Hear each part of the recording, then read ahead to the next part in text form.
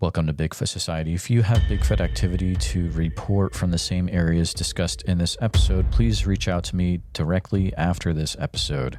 And if you'd like to be on the podcast to discuss a personal Bigfoot encounter, please reach out to me directly at bigfootsociety@gmail.com. Do you wish there was more Bigfoot Society to listen to every week? Well, there is now. If you become a supporting member over at Patreon, you get a special members-only episode every single week on Wednesdays, and sometimes even more episodes. Head on over to patreon.com/the Bigfoot Society. And now let's get on with the show.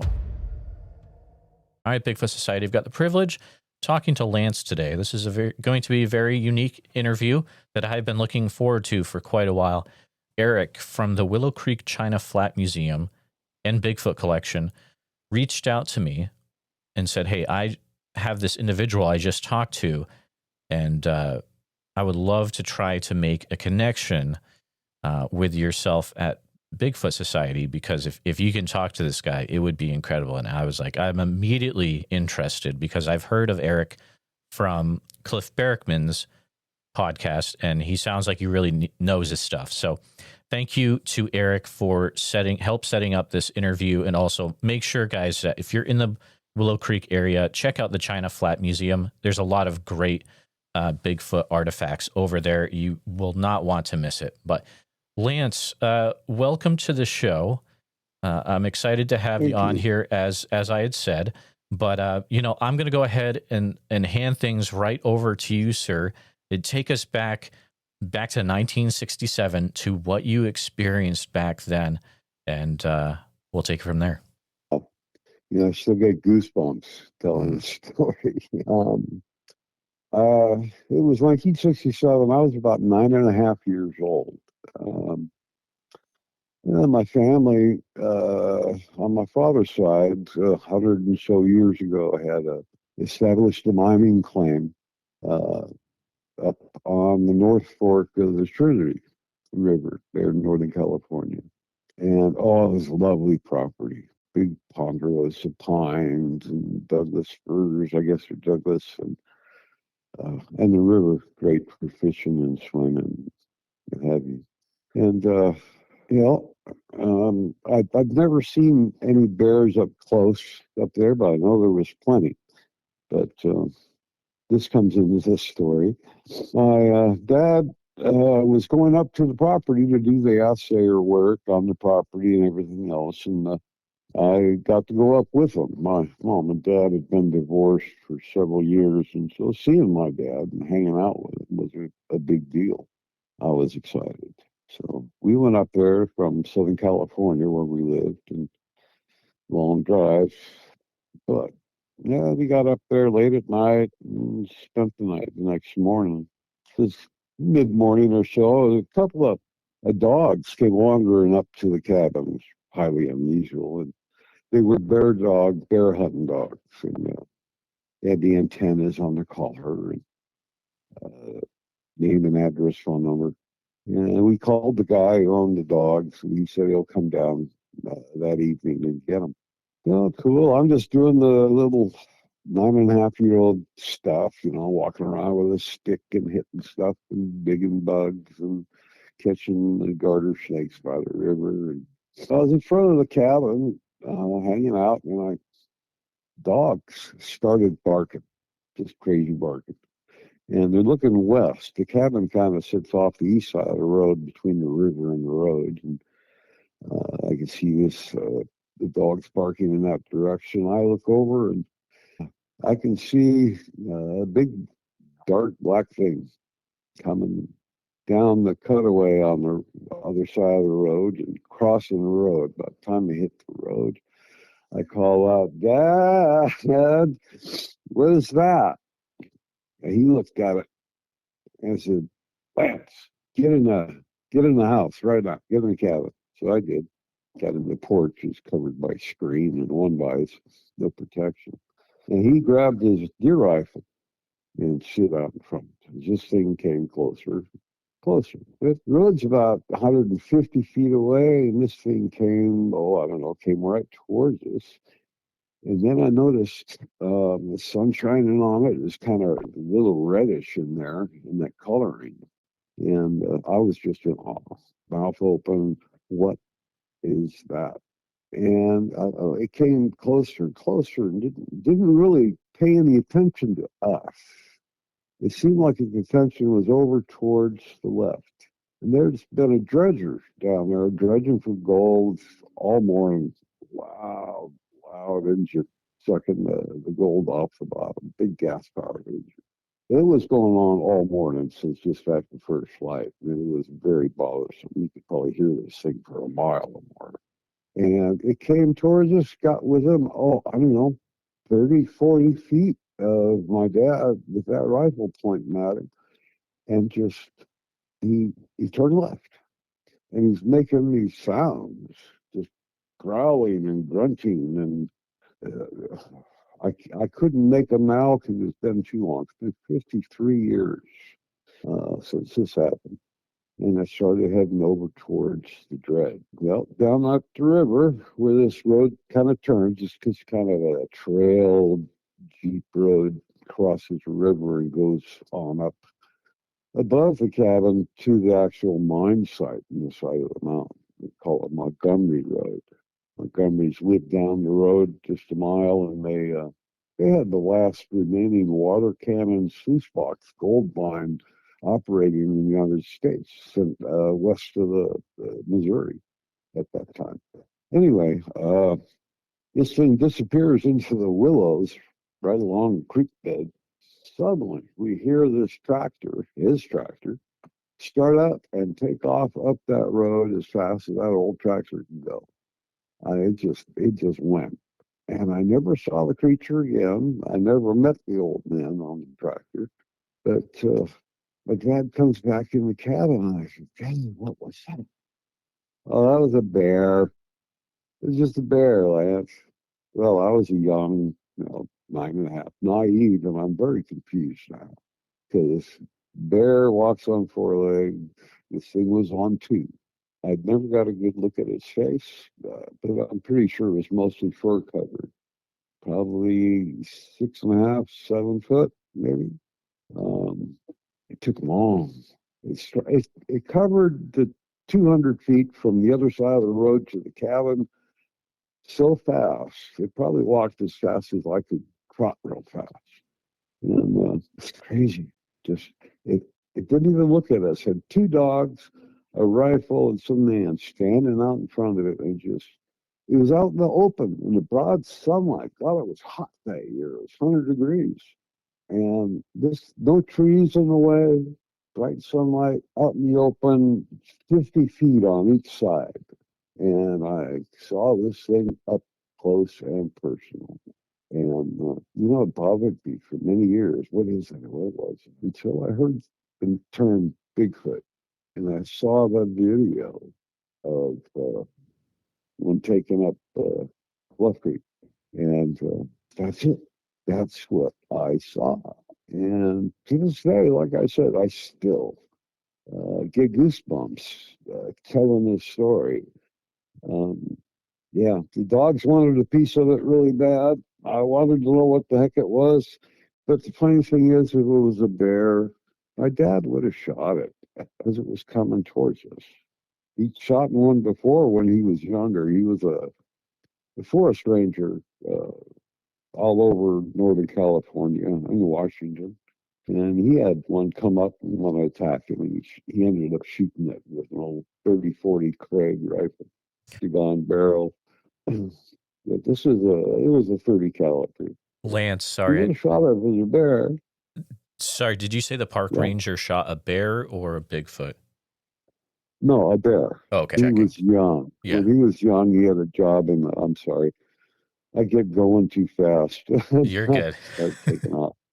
Hey, but that was the experience. It was about 15 seconds of pure wonder, and it's lasted me 53 years. And I'm getting older, and my health isn't good anymore. And I wanted to get this story out to somebody who may not or may believe. I'm glad you did. I saw him.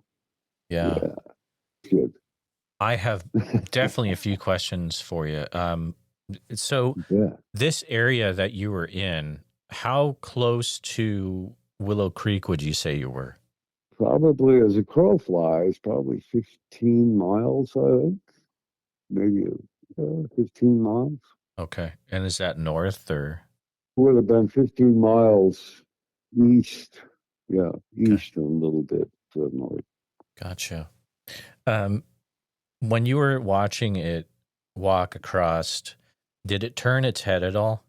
Gosh, it's hard to remember that long ago, but Sure. not much because I really don't remember too much of the face.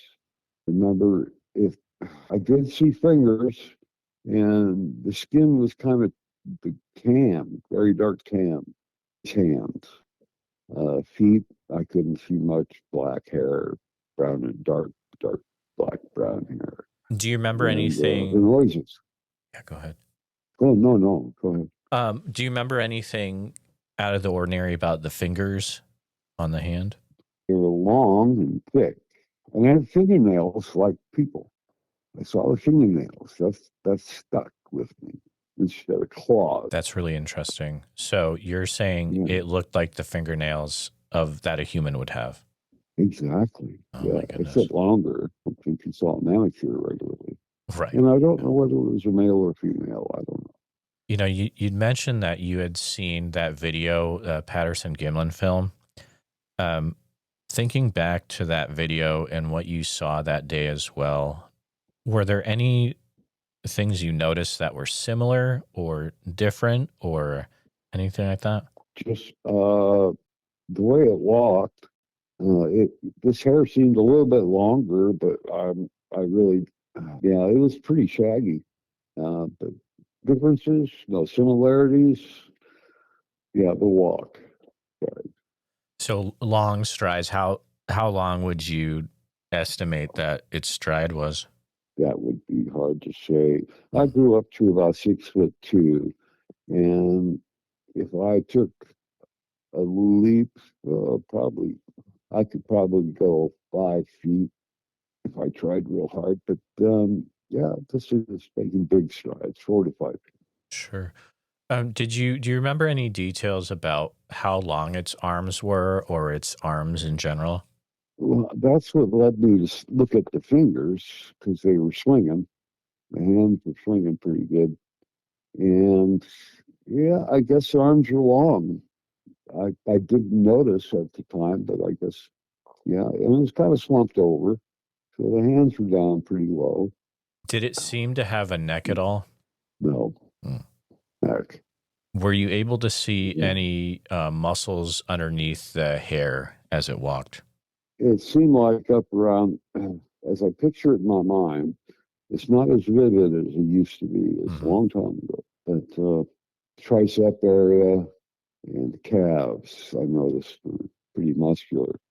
I noticed that because I just comparing it to the size of my dad and seeing this in the same sight picture. It was much bulkier than my dad. My dad was 6 foot and slim. This thing was massive across the shoulders. How wide across the shoulders would you estimate? Oh, I couldn't say. I really couldn't say. It's been Mm, too long. yeah. Oh, gotcha. But Definitely. my dad was average width, so it was much wider than my dad. So that's all I can about say. Okay. So you've already mentioned the details about the fingernails on the hands, which is a very unique detail. Were there any other details you remember seeing that maybe when you realize it, you're like, wow, that is really doesn't really make sense. It's kind of a little unique and it's just kind of weird. Yeah, it was awesome. Like I said, I wasn't all that frightened because I was so intrigued by what the heck that was. I was a very inquisitive boy. I was always digging up things and looking up things in books about nature and so forth.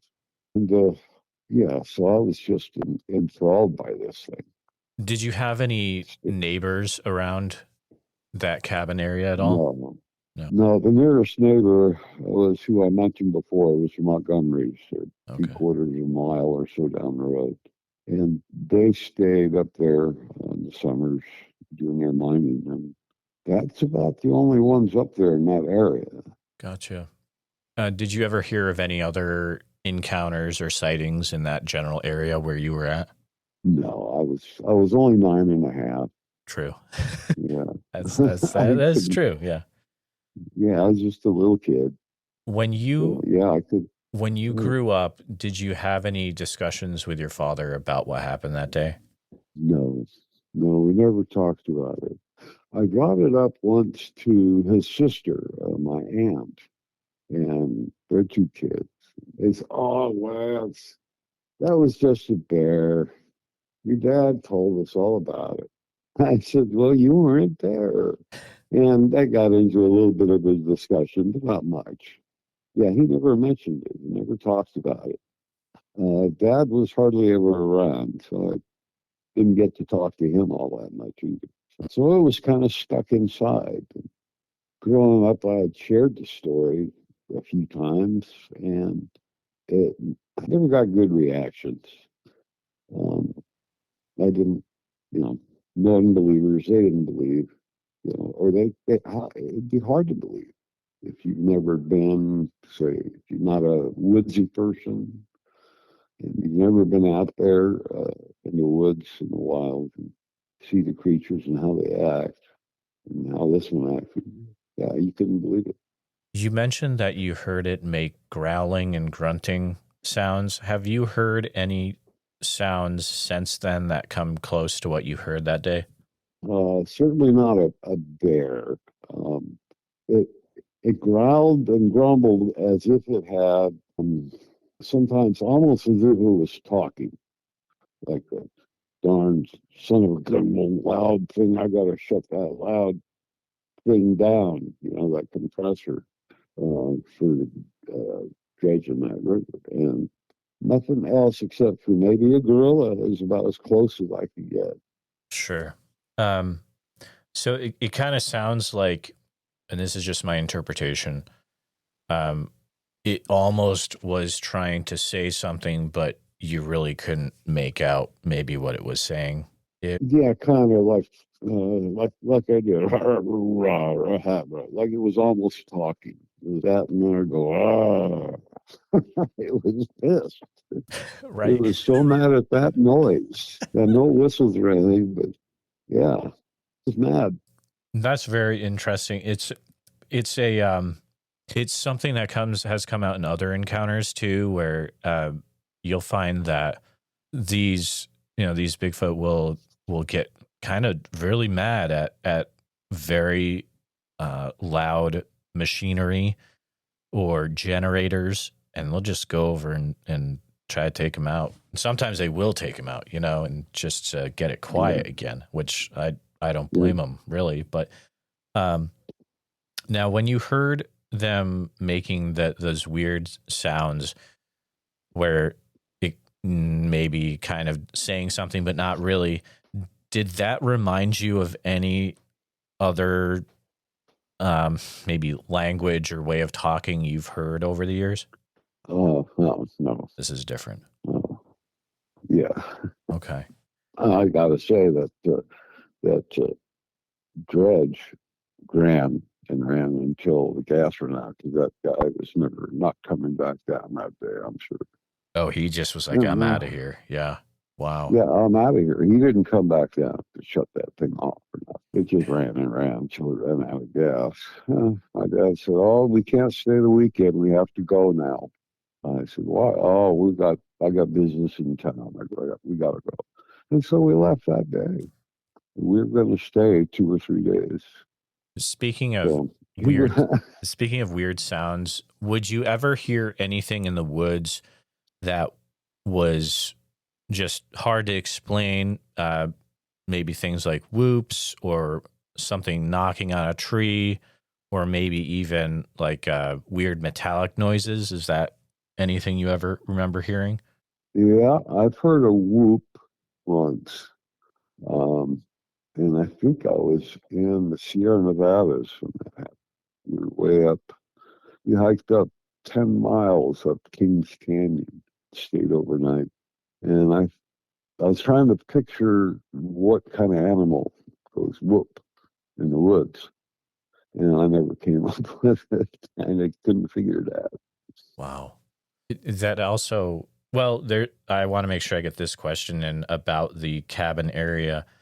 Do you remember going out maybe in the days afterwards and looking around where it had walked? Did you remember seeing any tracks or anything like that? You know, I didn't go out and look for tracks. Okay. Yeah, we had to just get busy and get ready to go. That's true. Yeah, you were getting out of I there. wanted to stay and see it again. And I've been intrigued ever since. Just everything Bigfoot. Well, that's really what I Watching was. some of the videos, it Yeah. makes it a little easier to pick out the fakes on videos, you know? That's actually a great point. I mean, if you've seen a Bigfoot, you can pick out the fakes pretty good. Is there I anything? saw all Bigfoot. Yeah. Yeah, you were right there. What is there anything you've seen over the years that even comes close to what you saw that day? You seen personally or? Well, you know, like there's so many videos out there and different things on shows and movies. Besides the Patterson Gimlin film, is there anything else out there you've seen that is supposed to be a Bigfoot that you're like, okay, that's kind of close to what I saw? Yeah, so I've seen a few, and it's just boom. That's the real thing. Or that's a fake. I can pick it out pretty easy. And there's a few of them out there that are Okay. good videos. I can't remember exactly which ones. No, that's no problem. Yeah. So you mentioned that seeing this as a 9.5-year-old really affected you. And in what ways did you become interested in Bigfoot as you grew up into an adult after this? I think besides Bigfoot, it just opened my mind up to what is really possible. And I've kind of thought all my life that, hey, if Bigfoot's around, anything is possible. And that's been my belief for a long time. It really did open my mind up to what people say is impossible, you know, and I could argue the point, what is possible, what's not.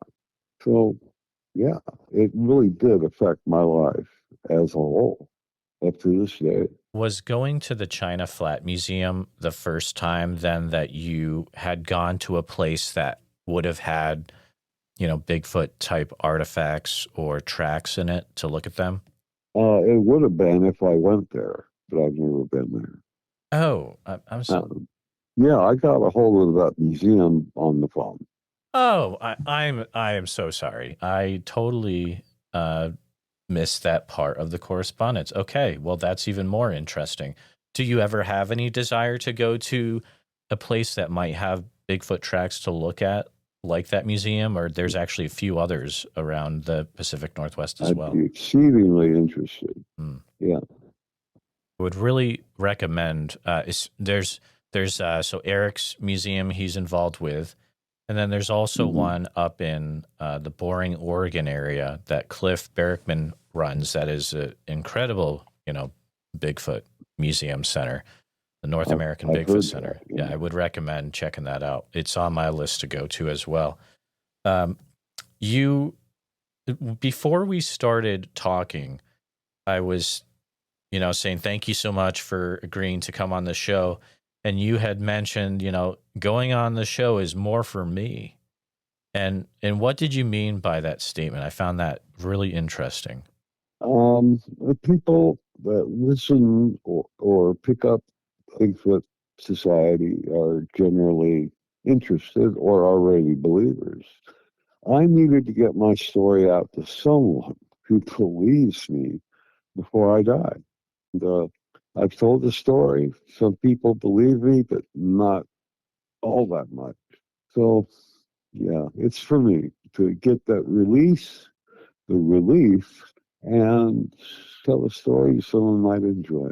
Someone can maybe picture it in their head. Because it's been a picture in mine for a long, long time. I want to say thank you for entrusting me with your account. That is just a very, very huge deal for me when people entrust my show with that. I do like to ask people, though, so based on what you had seen that day, the details you remember, would you categorize what you saw as something maybe more ape-like or more human-like, or something just completely out somewhere else?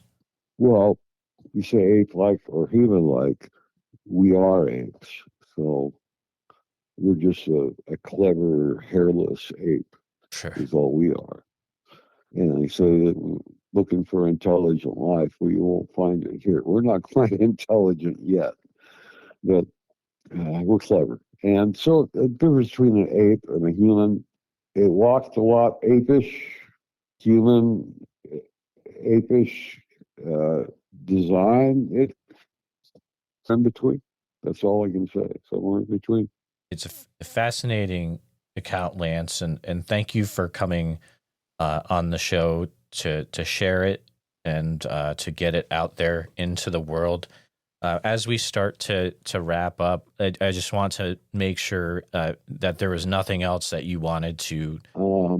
Gosh, that's about the whole story. There's not a whole lot else I can share, but I do want to say thank you so much for letting me share this. Because, like I said, it was for me. I needed to get this off my chest and get it out to someone who might believe me. And it's been a pleasure, absolute pleasure to do this with you. Absolutely. And thank you so much. And if there's anything that I can ever do to help, or you have any more questions, feel free to reach out, Lance. You've got my contact information, and I'll definitely help you in any way that I can. But thank you so much for coming on the show today, sir. Thank you. Just want to take a few minutes to say thank you to you, all my listeners, for listening to the podcast. Please take a minute to help out the show by subscribing on YouTube, making sure you hit the bell so you don't miss any notifications, and share the episode on YouTube with a friend.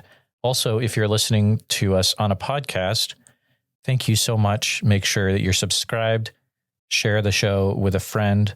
Really, it's all about sharing the show wherever you can. If you've had a Bigfoot encounter related to the following or know someone who has, please reach out to me at bigfootsociety@gmail.com or pass on my email.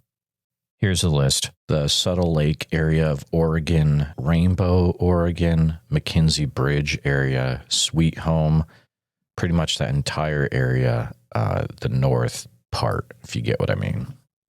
I'll see you back next time, listeners. Sasquatch Summerfest this year, July 11th through the 12th. It's going to be fantastic. July 11th through 12th in Green Waters Park in Oak Ridge, Oregon. And listeners, if you're going to go, you can get a 2-day ticket for the cost of one if you use the code BFS, like Bigfoot Society, but BFS, and it'll get you some off your cost. Priscilla was nice enough to provide that for my listeners. So there you go. I look forward to seeing you there. So make sure you head over to www.sasquatchsummerfest.com and pick up your tickets today.